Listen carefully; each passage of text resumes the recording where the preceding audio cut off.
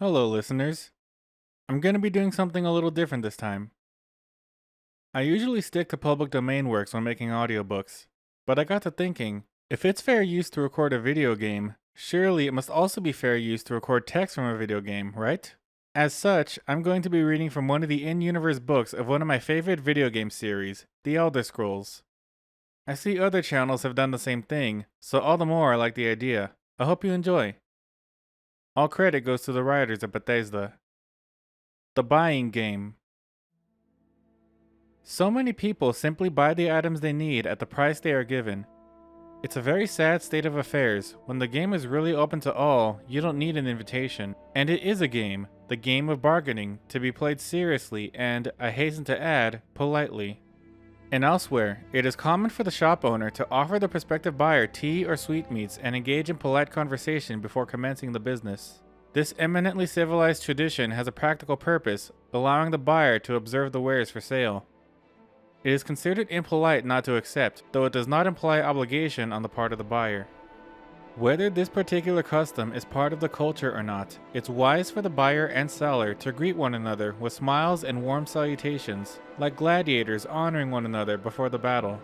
Bargaining is expected all over Tamriel, but the game can be broken if one's offer is so preposterously low that it insults the shopkeeper. If you are offered something for 10 gold pieces, try offering 6 and see where that takes you.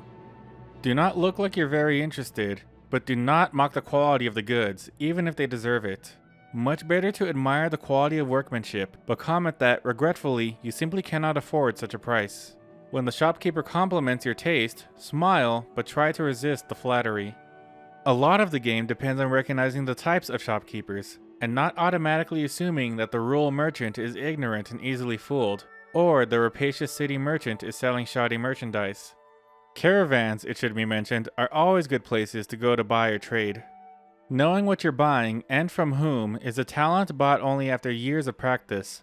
Know the specialties of certain regions and merchants before you even step foot in a shop. Recognize too the prejudices of the region.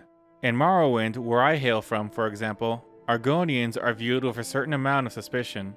Don't be surprised or insulted if the shopkeepers follow you around the shop assuming you're going to steal something. Similarly, Nords, Bretons, and Cyrodiils are sometimes treated coolly by merchants in the Somerset Isles.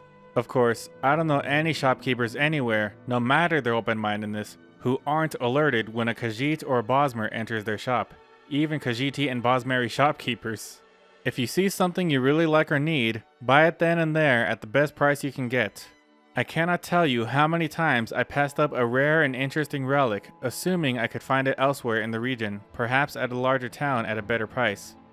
Too late, I discovered I was wrong, and when I returned to the shop weeks later, the item I wanted was gone. Better to get a great purchase at a decent price and discover it again at a worse price than to miss out on your opportunities for ownership. Occasionally, impulsiveness is the best buying strategy. Sense the moves of the game, and everyone can win. Thanks for listening, and subscribe for more.